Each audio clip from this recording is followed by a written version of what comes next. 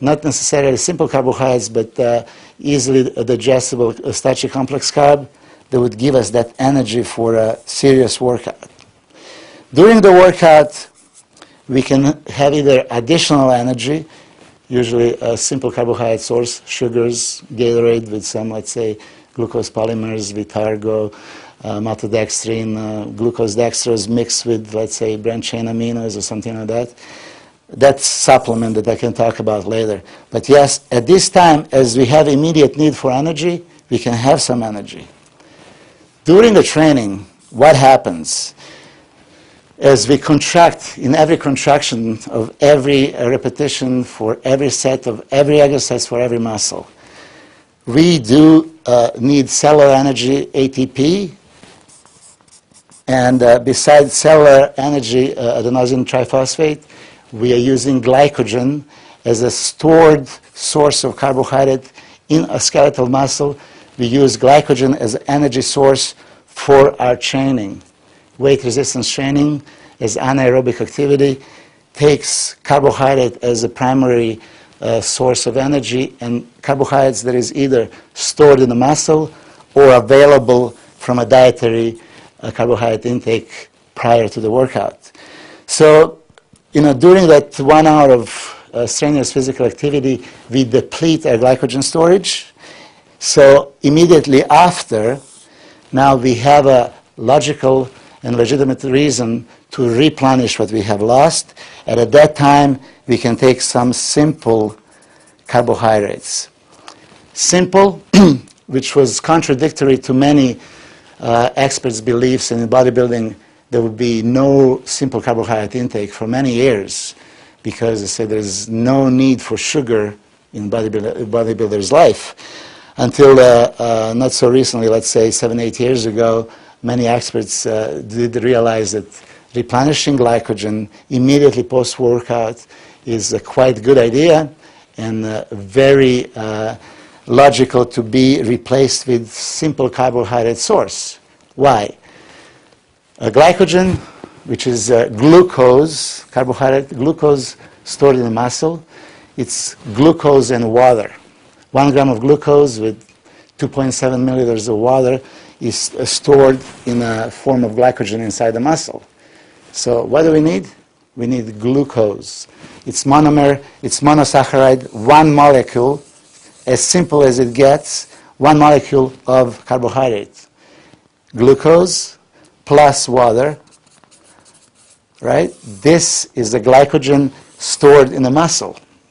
So after the workout, if we go with some complex carbohydrate source that our body needs to break down into the glucose, it would take our body so much time to do so.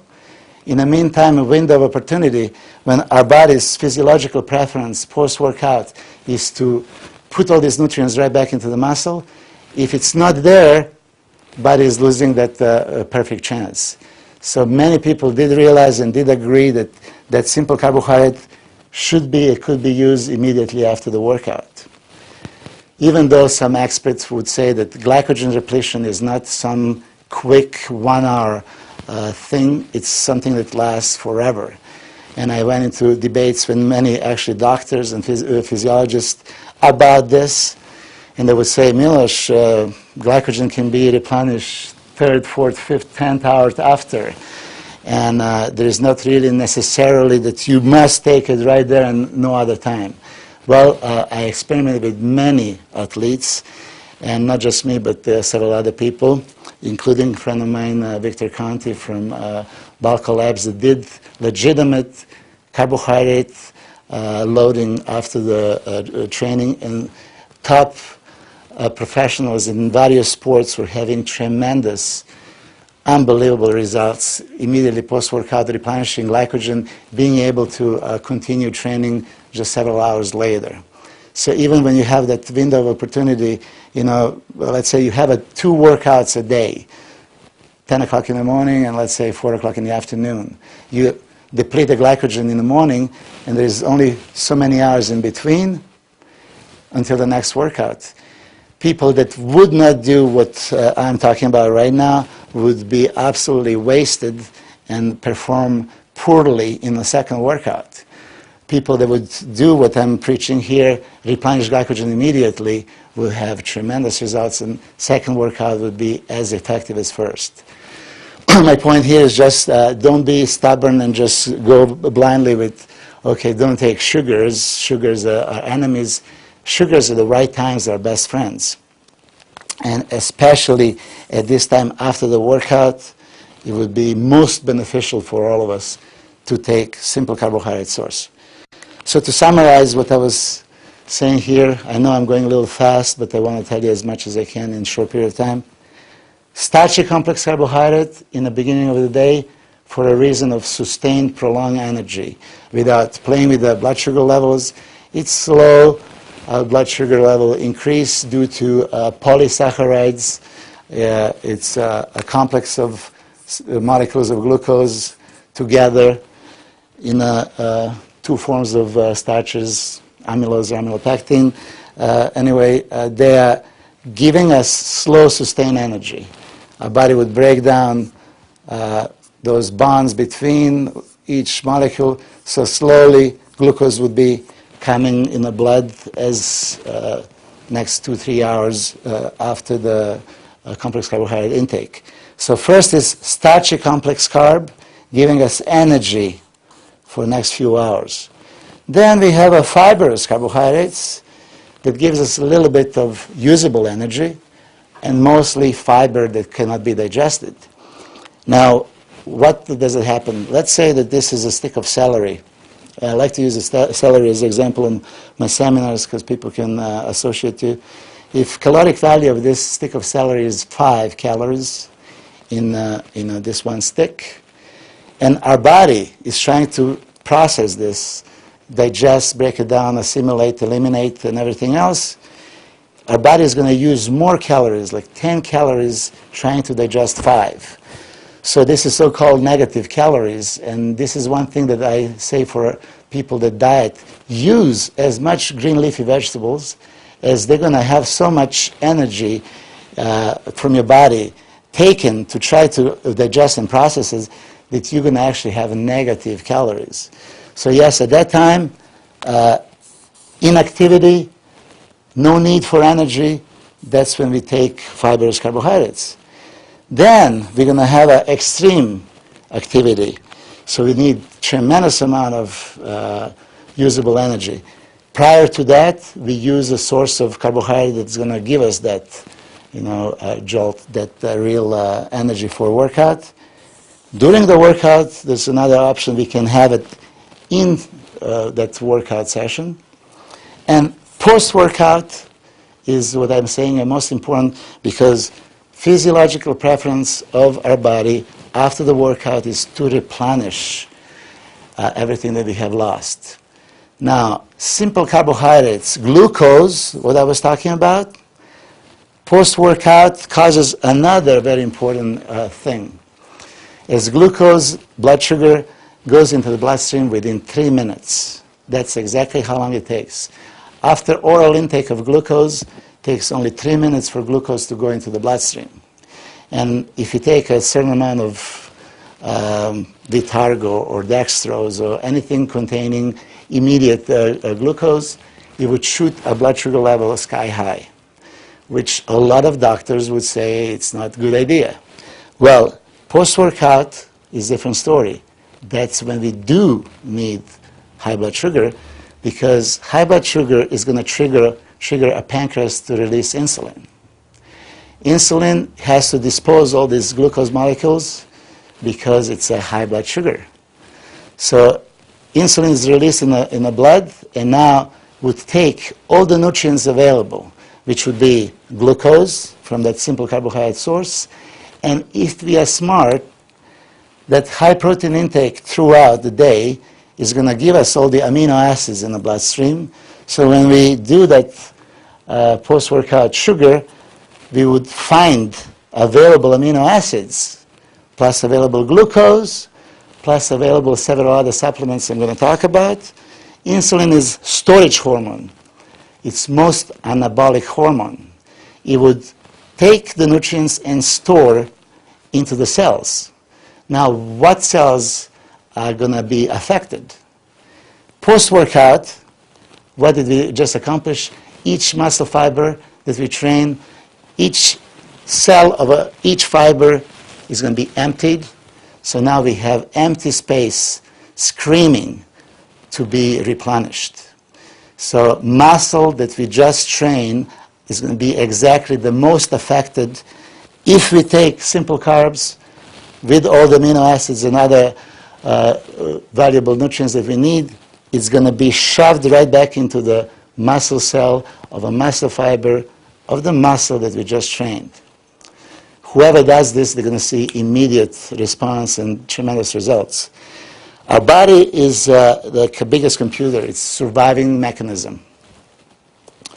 If something affects our body, and our body is not in a normal state, our body wants to supercompensate. So let's give you one example that many of you can probably be familiar with. If you drink some amount of water, we are hydrated normally, and then we start dehydrating. For whatever reason, we don't drink water. Water is not available, or take some supplements, or take some pharmaceuticals. That makes us drop water. So we get in dehydrated state. Dehydrated state is not normal to the body. So once water is available, bodies start replenishing, but then it doesn't come just to the normal amount of water that we're holding. Our bodies start supercompensating, holding more and more and more to the point of edema.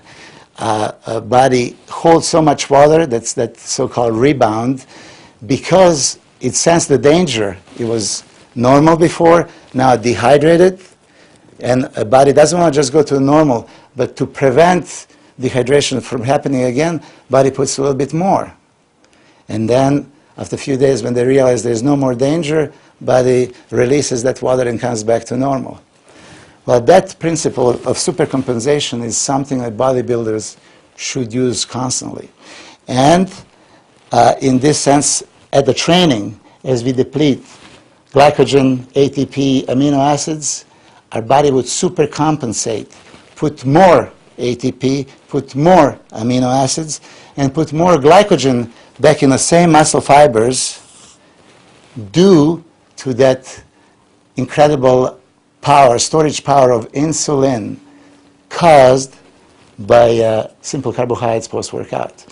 So that's a logic behind that. Do not be afraid of taking simple carbohydrates post-workout for that reason. And to summarize our carbohydrate intake, we take starchy complex carbohydrates in the beginning, fibers when we don't need energy, again some starchy carbs prior to the workout, simple carbohydrates during and post-workout, and then after this again, we don't need much energy, so we have no carbohydrates at all. That's one very good idea. Or again, fibers, carbohydrates at the end of the day. Most of you guys are going to ask, well, I heard that I shouldn't eat after 6 p.m., 7 p.m., 8 p.m., 9, whatever number. This is again some myth that goes around that do not eat after a certain hour because you're going to get fat. Not because hour is important. It's activity that is important. If you're going to be inactive, you don't need energy, you don't take energy. So at nighttime, we have no carbohydrates at all, or fibers. That would be carbohydrate intake. Now, due to, let's say, a popularity of Atkins diet, ketogenic diet, and some other, there will be no carbohydrates allowed. Carbohydrates are enemies. A lot of people were doing this very low carbohydrate or no carbohydrate, using a fat as an energy source. And some people had tremendous results, and I don't want to say it's a wrong diet. But as a nutrient, what is the safer nutrient, carbohydrates or fat?